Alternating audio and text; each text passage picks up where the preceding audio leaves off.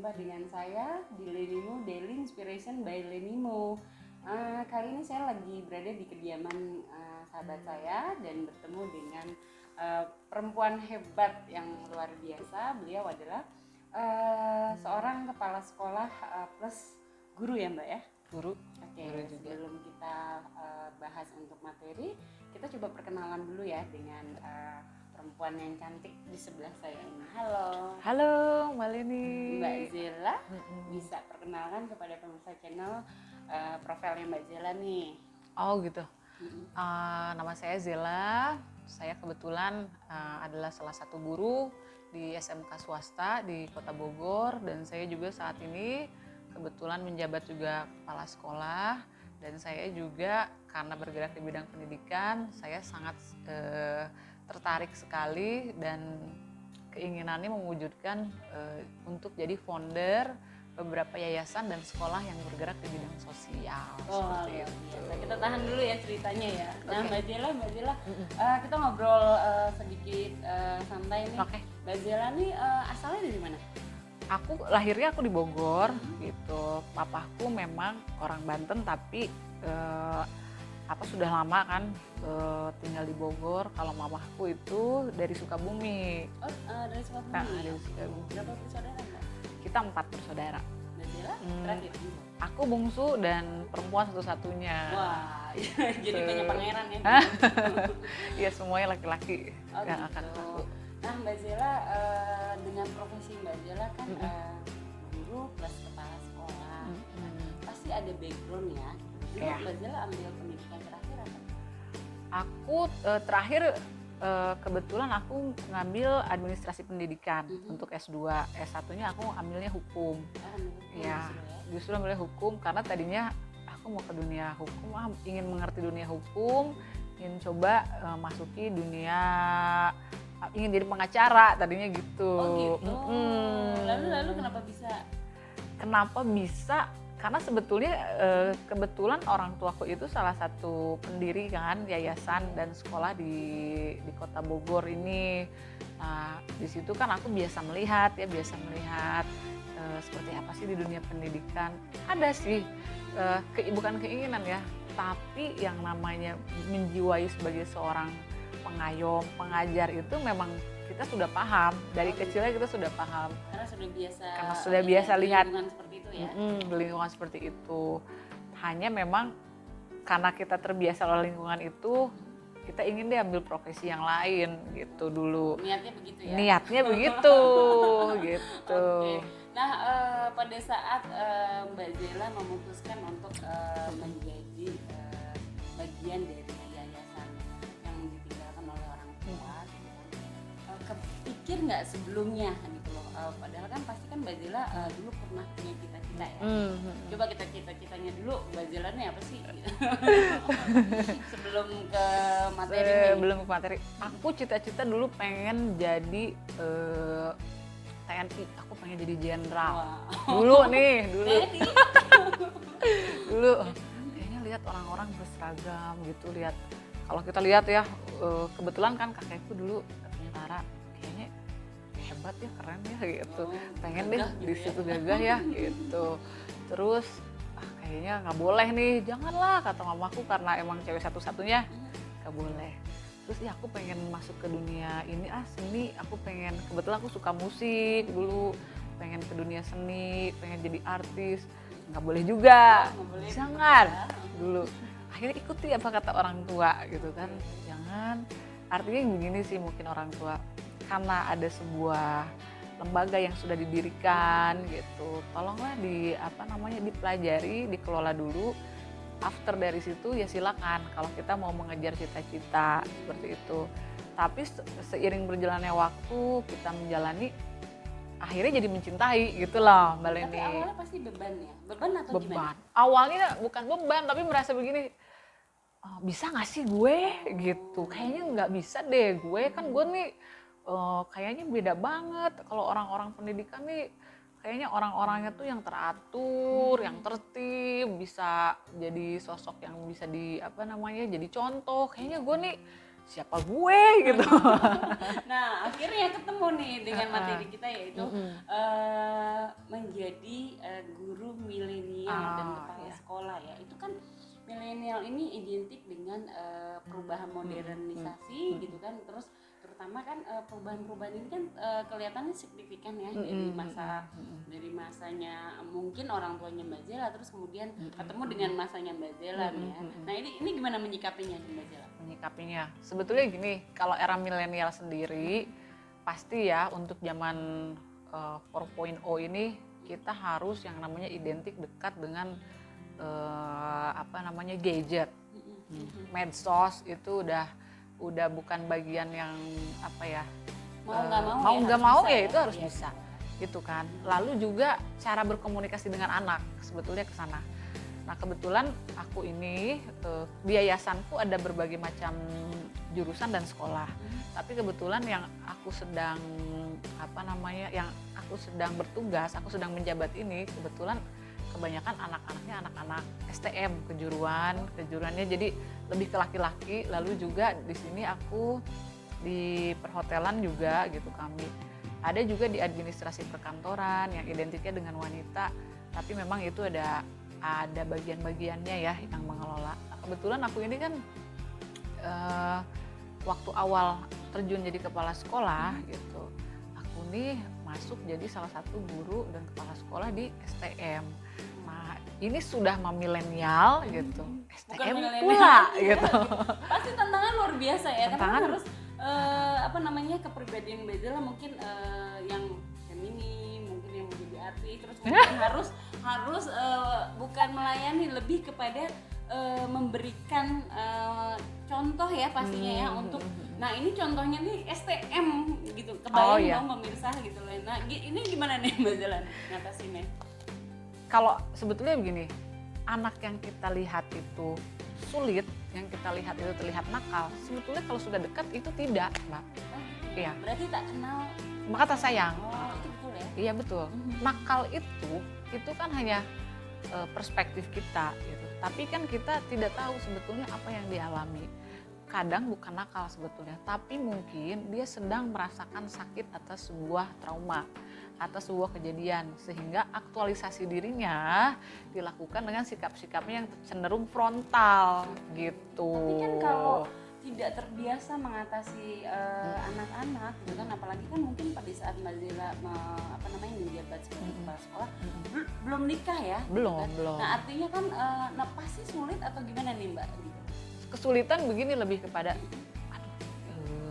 bisa nggak ya kita nih merangkul mereka gitu, karena kan pendidikan dengan cara-cara kita mendidik mereka dengan sikap yang keras, lalu juga kita hanya satu arah sebagai guru, kita memberikan memberikan pembelajaran hanya satu arah, itu sudah bukan eranya seperti ini. Berarti Mbak Zela punya resolusi, artinya punya tips tersendiri ya untuk memberikan biar memudahkan juga mungkin. Nah, itu seperti apa Mbak? Pertama, anggap mereka sebagai anak sendiri, anggap mereka sebagai adik sendiri, dan anggap mereka sebagai teman gitu.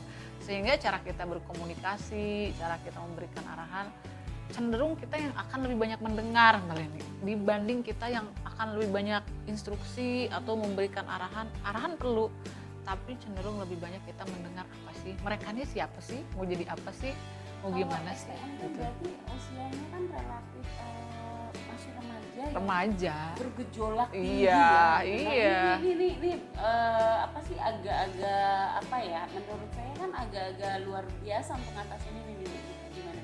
Memang kalau STM itu aku tidak bilang lumrah, tapi memang banyak.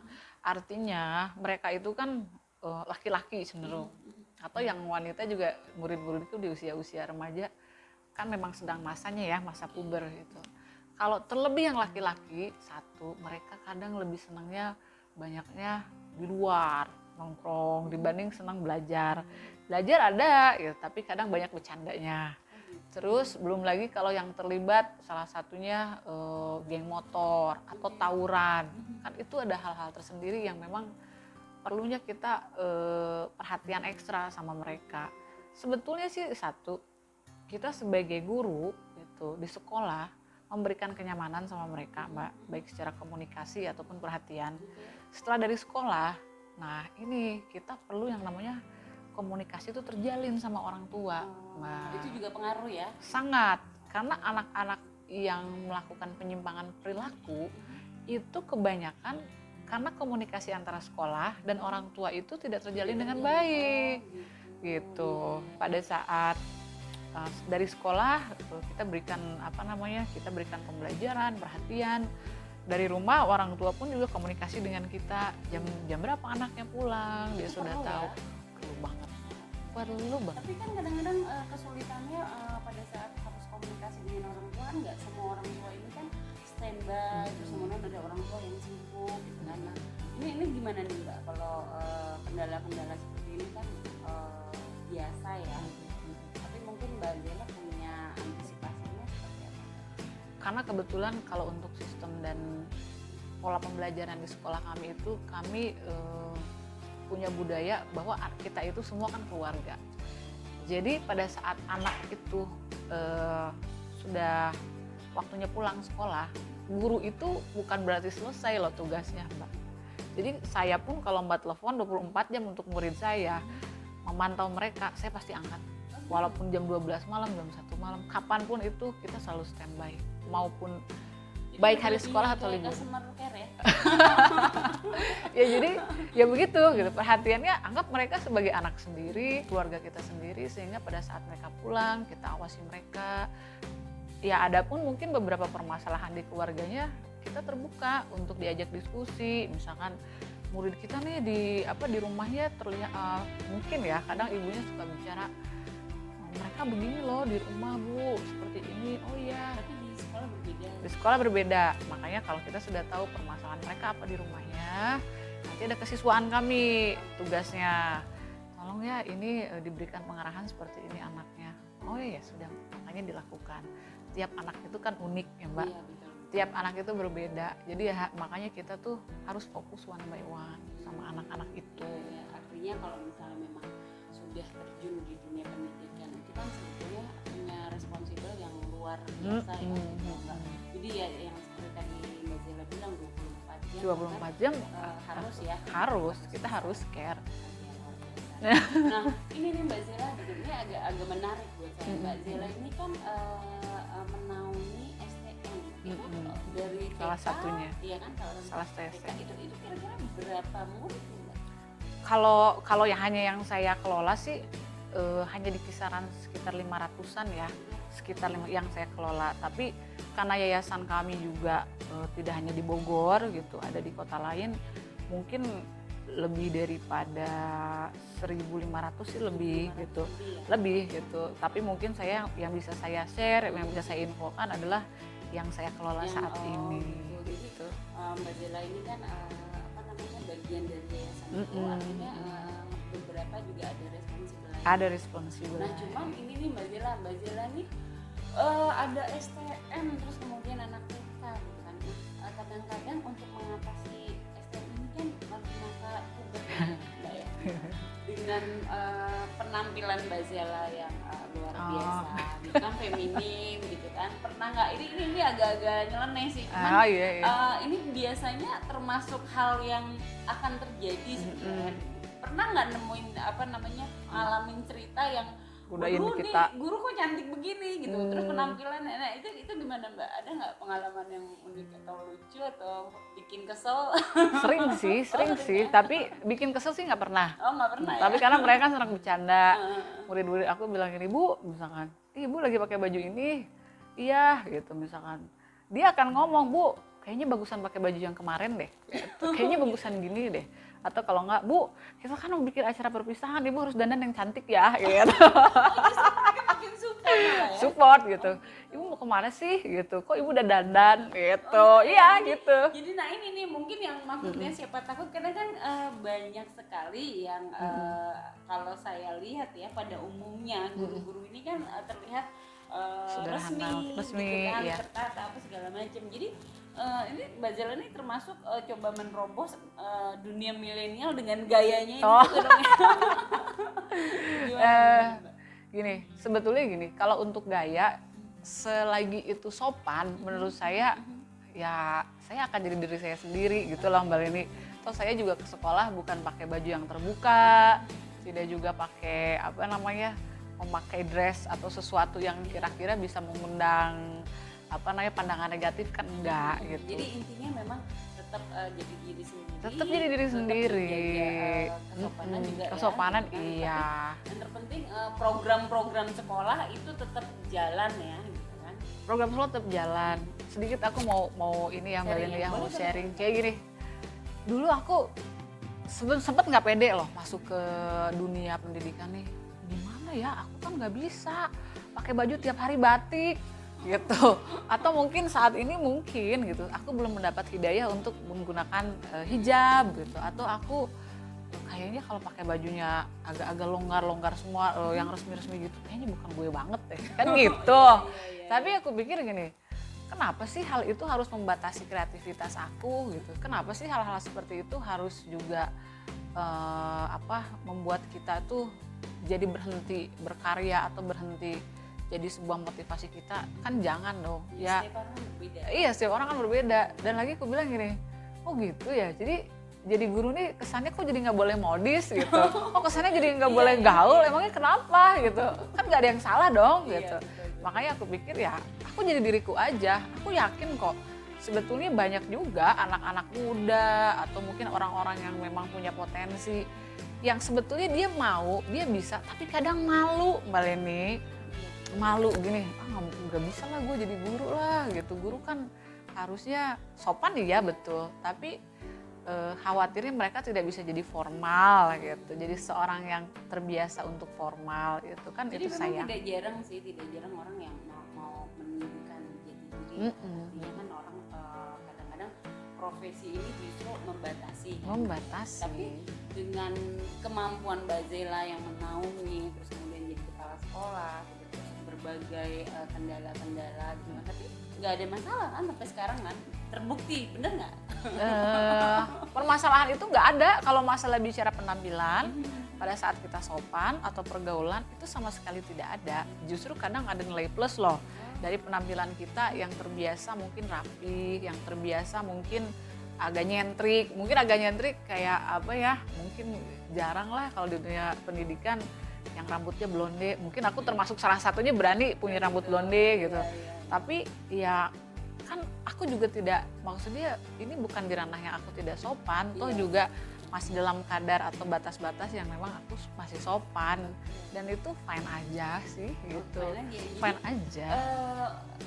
Gini Mbak, karena kan anak muda ini nih kadang-kadang suka mengikuti gitu kan. Nah pada saat dengan penampilan Mbak Zela yang begitu apa adanya diri Mbak Zela gitu kan. Nah ada nggak sih murid-murid ini pernah nggak dia bukan membantah, ibaratnya loh saya juga pengen nih pengen dong rambutnya pirang. Ini ibu pirang kebebasan dari sekolah atau gimana? Enggak. Oh gitu, justru iya enggak. Okay. Gini, kan aku bilang kalau kamu mau rambutnya pirang kamu harus lulus sekolahnya. Kan kalau ibu sudah lulus sekolahnya. Oh jadi punya pasal sendiri ya? Iya.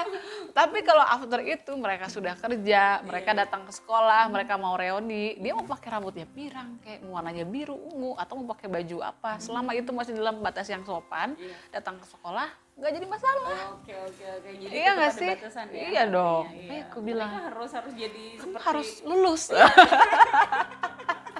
Oh ya pinter, itu namanya punya pasal sendiri.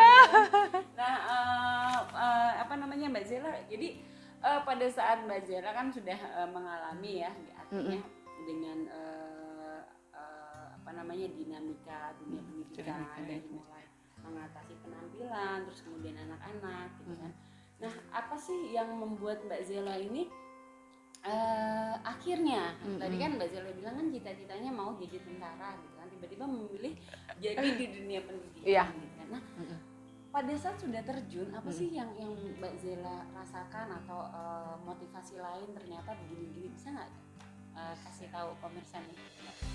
Pertama, biasanya gini, kita akan mengejar cita-cita itu berdasarkan dari apa yang kita suka, passion kita apa, kita kejar. Tapi kali ini aku pernah dengar satu motivasi, salah satunya begini, jangan hanya mengejar passion kamu, tapi passion kan apa yang sedang jadi pekerjaan kamu gitu loh Mbak. Nah di situ itu salah satunya. Cintai apa yang kita kerjakan gitu. Akhirnya kita agar jadi yang terbaik agar jadi yang terbaik saat ini gitu loh Mbak. Nah kalau untuk hal yang membuat aku pada akhirnya cinta adalah connection aku dengan dengan anak-anak, dengan rekan-rekan aku di dunia pendidikan. Itu tuh adalah hal yang unik lah. Ketemu dengan mereka tuh hal yang unik yang aku tuh kangen. Aku nggak menemukan di dalam dunia organisasi atau pergaulan aku dimanapun. Gitu. Satu contoh begini. Aku lihat kan mereka tuh seperti tunas ya Mbak ya. Jadi mereka masih usianya remaja, mungkin mereka melakukan kesalahan, melakukan kenakalan, mereka diberi kesempatan, mereka bisa lulus sekolah, akhirnya mereka jadi orang yang sukses. Iya. Jadi sebuah kebanggaan dan terharu gitu, dan itu sesuatu hal yang jadi aku paham ya bahwa hidup itu kita harus bisa jadi bermanfaat untuk lingkungan maupun orang-orang di sekeliling kita gitu. Sehingga kita menimbulkan kebahagiaan gitu. Happy aja sih. Jadi yang tadinya belum tahu bisakah apa enggak kan gitu kan. Ternyata mau nggak mau yang akhirnya dengan moto tadi ya berubah ya, jadi mencintai. Iya berubah jadi mencintai. Terus pada saat aku di dunia pendidikan, karena kan memang orang-orang di dunia pendidikan kebanyakan punya karakternya itu lembut orang-orangnya, karena mereka kan mengayom, harus menghadapi anak-anak. Dan aku lihat, aku nggak melihat mereka sebagai rekan, tidak melihat mereka mungkin salah satu staf atau karyawan, tidak, tapi lebih kepada mereka ini keluarga gitu. Jadi gimana ya, seperti tidak menjalani pekerjaan, tapi seperti menjalani kehidupan sehari-hari aja sebagai keluarga gitu. Apa sih impian Mbak Zela untuk anak didik yang terpenting?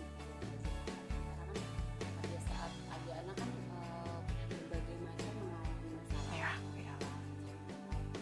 Maaf nih, karena ada orang yang nggak mampu, terus tapi dia ingin jadi tetap ke sekolah, tapi di sisi lain ada peraturan yayasan yang tetap harus berjalan.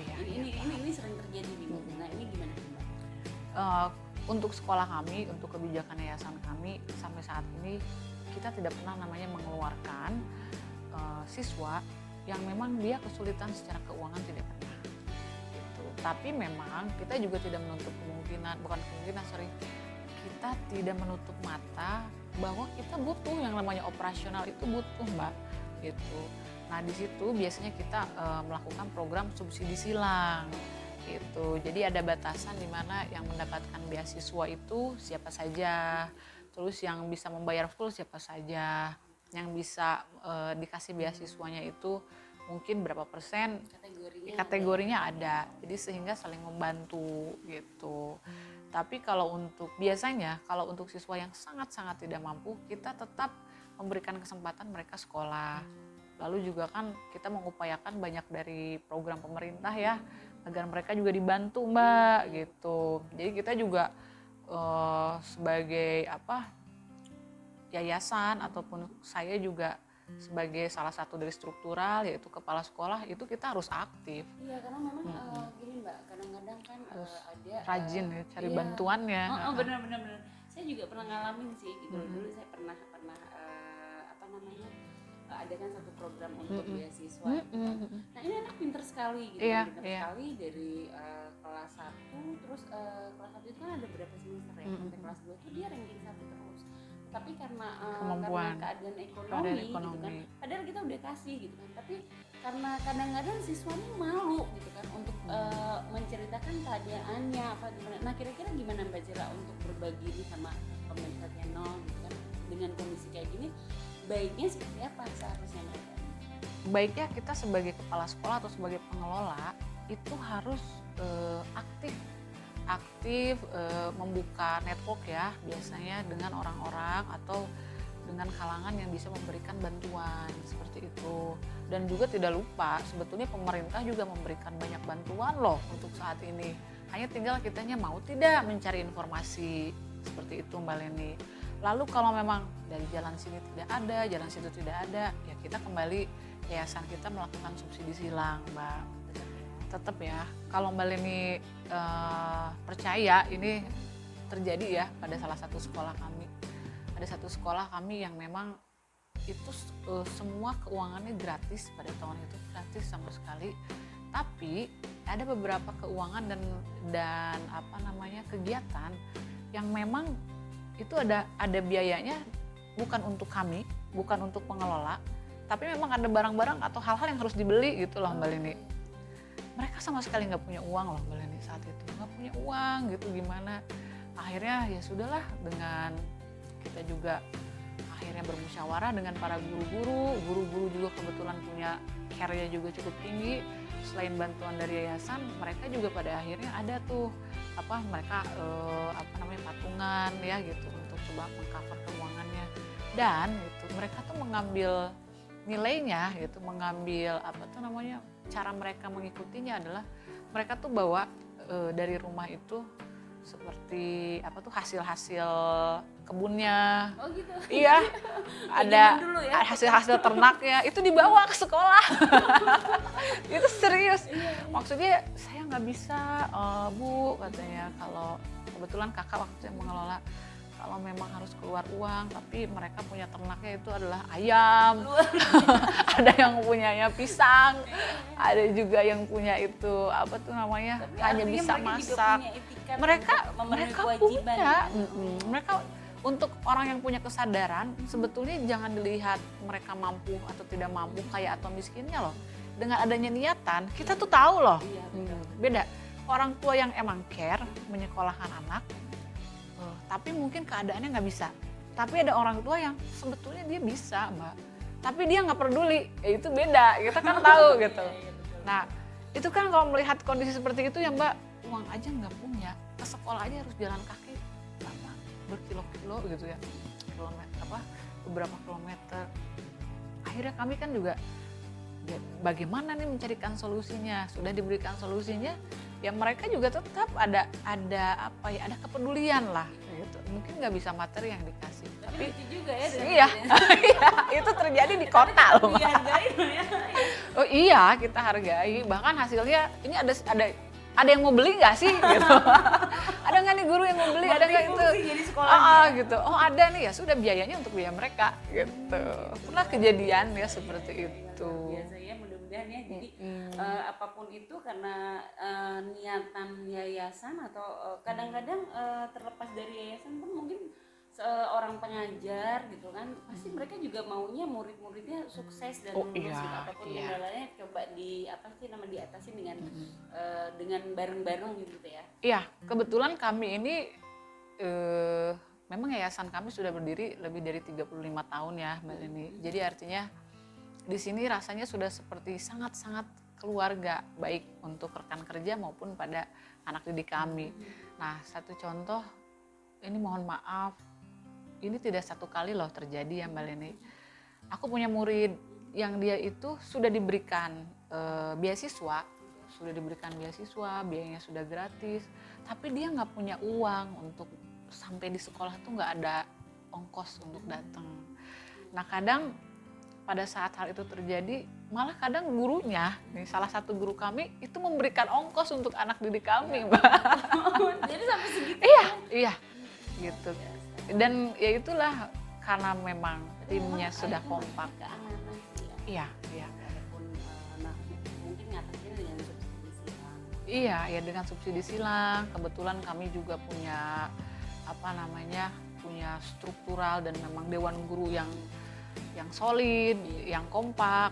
Kalau tanpa tim itu ya saya rasa tidak mungkin juga gitu. Kami bisa bertahan. Enggak, mungkin ada beberapa juga sih. Tapi saya salut juga ya. Ini sekolah swasta ya. Iya. Jadi memang misi dan visinya tetap pendidikan. Itu harus jalan. Pendidikan itu harus jalan.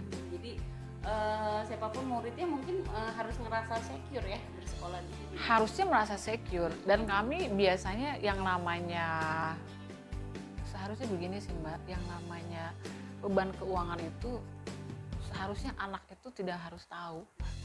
Tapi anak butuh tahu perjuangan orang tua, tapi jangan diberikan beban gitu. karena nanti mengganggu konsentrasi mereka belajar. Bahkan coba deh kalau Mbak Leni mungkin nanti bisa terjun ke lapangan ataupun ketemu dengan banyak anak-anak yang kurang beruntung ya, atau mungkin yang menengah lah Mbak. Coba tanya, kamu cita-citanya menjadi apa? Bercita-cita saja, kadang mereka tuh nggak berani. Bercita-cita saja nggak berani. Karena kenyataan yang dihadapi kan Nah, gitu ya. itu kan gitu. Karena terlalu banyak beban di pikirannya. Kalau kata kita tuh gizi. No. Gizi itu kan bukan cuma buat makanannya, tapi buat pikiran dan mentalnya tuh harus diberikan gizi yang baik.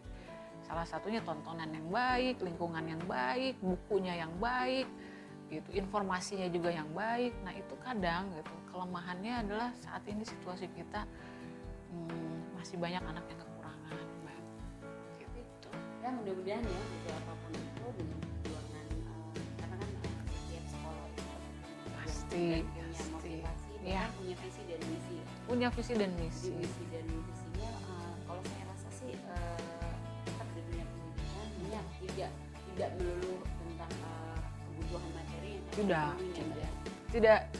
Makanya begini, kalau kita ingin mendirikan satu lembaga sekolah ataupun apapun itu yang berhubungan dengan sosial atau pendidikan, kalau tujuan kita adalah mencari profit yang sebesar-besarnya, itu salah tempat gitu Mbak. Karena pendidikan itu adalah yang dikatakan tempat berdedikasi, dan kalau mau investasi itu investasi yang jangka panjang sekali Mbak. Kita tidak bisa menghitung untung rugi di situ, nggak bisa gitu. Dan tanggung jawab kita itu tidak hanya pada saat lembaga itu dibuka, kemudian kalau memang bermasalah ditutup, tidak begitu. Tanggung jawabnya sampai nanti dia lulus, selesai, sampai nanti dia mungkin mau ke jenjang berikutnya, menjadi sarjana ya, ataupun berkarir, itu kami akan selalu terhubung gitu. Luar biasa, makanya bisa berjalan selama 35 tahun Selama ya, 35 tahun lebih. Karena misi dan visinya juga sudah tersalurkan. Ya, gitu. ya. Nah Mbak Zela sendiri sudah berapa lama nih Mbak? Artinya untuk menjabat sebagai kepala sekolah, terus kemudian guru untuk di yayasan ini berapa lama? Kalau untuk jadi guru sih saya di yayasan ini dari 2014, tapi sebelumnya saya memang sudah mulai aktif ya, sudah mulai bekerja, belajar manajerial itu dari tahun 2011 gitu, hampir 10 tahun ya mungkin ya Mbak. Lumayan lama ya. Lumayan. Oh gitu. Jadi, nah apa sih ekspektasi seorang Zela gitu loh, untuk kedepannya nih Mbak gitu loh. Apa nih Mbak bayangan Mbak Zela dengan kondisi sekarang kan cukup sulit ya. Iya. Gitu. Artinya kita bicara masa pandemi lah saat ini kan gitu loh. Tentunya dunia pendidikan pasti mengalami kesulitan yang luar biasa juga ya. Nah ini gimana Mbak? Makasih. Saat ini tentu saja Mbak, kalau kita berharap dari kemampuan orang tua itu untuk membayar biaya sekolah, karena saat ini pandemi, banyak orang tua juga yang kena PHK, ada yang tidak sedikit yang mata pencariannya juga hilang, menurun pendapatannya. Kami tidak bisa memaksa, Mbak. Tapi kami harus melayani, Mbak. Gitu. Walaupun memang saat ini kan kebanyakannya daring, online gitu. Iya, betul. Kita juga tidak menghendaki online gitu. Kita juga inginnya memberikan Karena berbeda pembelajaran. ya, artinya tatap muka dengan pengajaran online ini tentunya berbeda jauh ya. Lebih efektif mana nih? Berbeda jauh. Online memang ada dampak positifnya Mbak. Mungkin kita akan terlihat lebih simpel. Tapi touching secara emosional, kedisiplinan itu nggak didapat secara online. Karena hanya beberapa jam itu juga bisa Iya. dibuat lah ya. Iya. Kalau hanya belajar tutorial mungkin enak melalui online, tapi pembentukan karakter, terus yang namanya hubungan emosional antara guru dan muridnya, terus memberikan contoh dari sikap dan perilakunya itu adanya pada saat anak masuk sekolah, lalu juga keseharian berinteraksi dengan kita. Gitu. Jadi memang masa pandemi ini ya mau nggak mau ya harus kita lewati. Harus kita lewati. Nggak mudah-mudahan sih, berharap memang Cepat berakhir, iya. kegiatan sekolah juga kembali normal ya? Kegiatan sekolah kembali normal, dan juga kalau tadi Mbak Leni bilang apa sih ekspektasi seorang Sela, aku punya ekspektasi aku tidak akan berhenti di sini. Semoga aku diberikan kesempatan atau umur panjang bisa lagi membuka sekolah di tempat lain atau di kota-kota lain gitu. Dan aku ingin mewujudkan pendidikan itu yang berkualitas tapi bisa dijangkau dengan biaya yang murah, dengan biaya yang terjangkau loh Mbak Leni. Iya, ya, karena pendidikan itu kan hak semua warga negara. Luar biasa. Makanya kalau seseorang itu sudah mencintai, Iya. kan pasti walaupun kendala ada, tapi solusi selalu ada. Semoga begitu ya. Tapi sejauh ini sih selalu ada memang. Nomor satu semangat dan yakin lah. Nah, intinya semangat ya. dan yakin. Oke gitu. Nah dari perjalanan seorang Zela nih, apa sih yang sudah diraih gitu kan? Apakah dari mulai sekolah ini punya sekolah satu kemudian punya cabang, ini ada sejarah nggak buat seorang Zela akhirnya memberikan kontribusinya kepada yayasan? Dari perjalanan ini begini. Dulu sekolah kami mungkin sudah di usia 20 tahun lebih itu mereka itu ada dari level SMP, SMA, SMK. SMK-nya memang kami punya 4. Itu pada saat saya sudah berkiprah, saya kebetulan waktu itu senang kan lihat anak kecil gitu. Terus saya juga lihat kayaknya nih kalau lihat orang tua datang itu kan pasti bawa anak-anak kecil ya, bawa adiknya. Belum alumni kami juga yang memang mereka juga sudah ada yang menikah, sudah punya anak. Akhirnya saya punya ide waktu itu, saya mau bikin TK lah dan SD-nya. Akhirnya 2013 kami mendirikan TK dan SD. PAUD sih ya, sebetulnya bukan TK, PAUD ya gitu. Mendirikan PAUD dan SD. Terus kemudian di tahun 2016, walaupun memang nama sekolahnya beda, yayasannya beda, barulah kami mendirikan SMK Perhotelan gitu. Mungkin itu saja sih, baru hal itu aja yang bisa yang jadi pencapaian hidup saya gitu. Tapi luar biasa ya gitu. Karena kan artinya mendirikan sekolah atau tingkatan-tingkatan itu kan berarti melahirkan sesuatu yang baru. Melahirkan sesuatu yang baru. Nah, otomatis kan itu harus dibesarkan, harus dijaga untuk tetap konsisten ya. Nah, luar biasa sih sebenarnya menurut saya.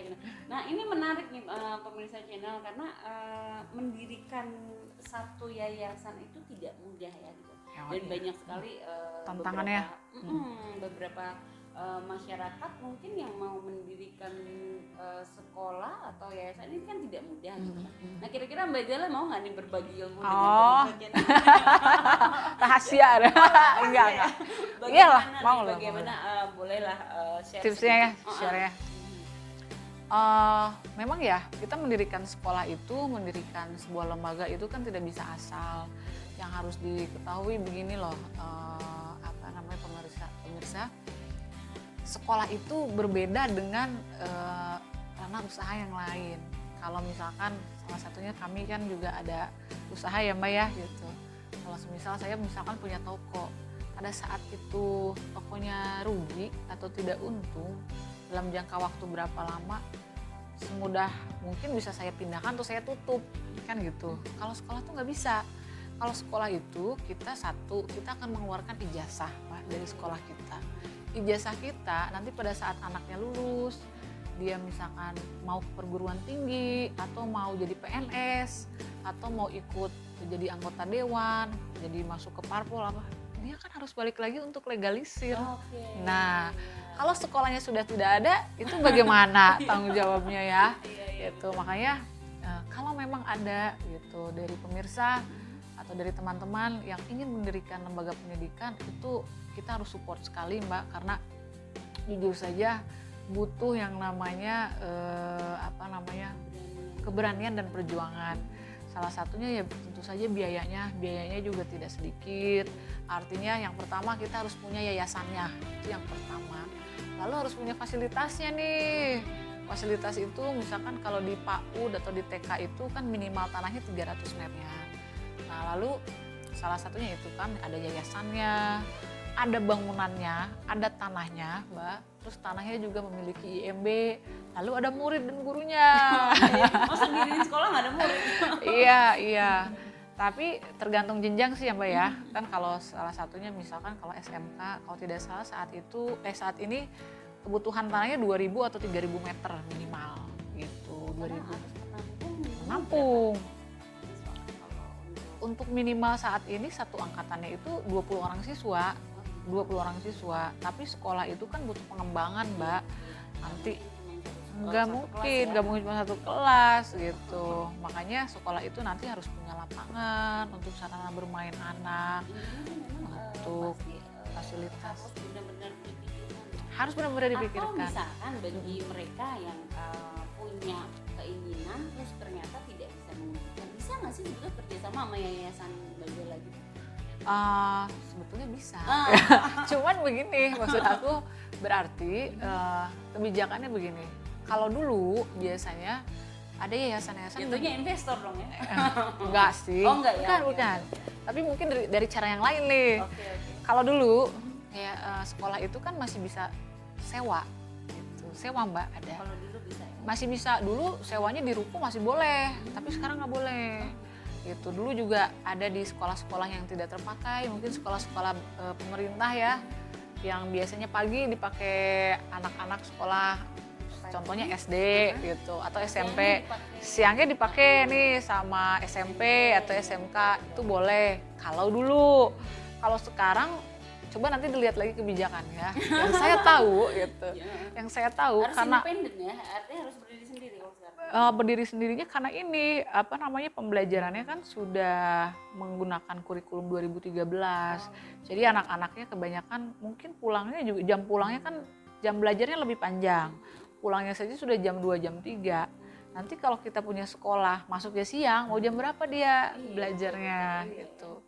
Bisa pakai fasilitas-fasilitas yang memang sudah nggak bisa digunakan, fasilitas gedung pemerintah. Terus juga fasilitas kalau di PAUD tuh persyaratan tetap ada. Apapun itu kalau misalnya memang sudah niat mungkin ya sudah gitu kan, pasti semuanya bisa. Apalagi bisa. Seorang Mbak Zela ini sudah mendirikan beberapa dalam tempo waktu, kalau saya hitung sih nggak sampai 10 tahun itu ya, dengan mendirikan 3 sekolah. Luar biasa ya pemirsa ya. Mudah-mudahan berjalan lancar ya. Berjalan lancar mudah-mudahan dan jangan menyerah ya Mbak, karena kan namanya sekolah di awal belum tentu yang masuk sekolahnya langsung banyak gitu ya? Belum tentu. Nah ini kembali lagi ke topik menjadi guru milenial nih Mbak Zela. Kira-kira nih sebelum akhiri perjumpaan kita ini bisa nggak Mbak Zela kasih tips atau pesan dan kesan buat generasi milenial juga? Ini kan mau jadi guru milenial siapa takut dengan dengan penampilan Mbak Zela yang luar biasa. Bisa kasih tips atau pesan buat tips buat generasi milenial ya Mbak. Generasi milenial itu cenderung kan lebih suka gadget tuh, lebih suka main medsos, tapi butuh yang namanya tetap membaca buku atau membaca e-book, kan juga bisa kan di-download gitu. Nah perlu tetap kita punya pengetahuan yang lebih dari hanya sekedar nonton film. Harus ada boleh dari hanya sekedar sosmed, itu penting banget. Lalu juga untuk generasi milenial nih, karena kan saat ini seperti ini ya Mbak ya, YouTube, terus juga sosmed itu, lalu juga marketplace itu kan bisa, sekarang ini kan lagi benar-benar menjamur. Nah itu jadikan media pembelajaran gitu Mbak. Dan juga jangan lupa untuk generasi saat ini, terutama di Indonesia, entrepreneur kita itu kan masih sangat sedikit Mbak. Gitu. Dengan dengan banyaknya atau menjamurnya sosial media, internet yang berkembang, gunakanlah itu untuk mengasah kemampuan kita menjadi seorang entrepreneur. Tetap. Oke Mbak Zela, terima kasih banyak atas waktunya. Semoga apa yang Mbak Zela berikan, tips-tipsnya, terus kemudian pengalamannya bisa bermanfaat buat pemirsa channel, dimanapun pemirsa channel berada ya Mbak. Makasih ya Mbak Leni. Iya, pemirsa channel gitu loh. Pendidikan terbaik adalah menyatukan pendidikan yang kita pelajari dan yang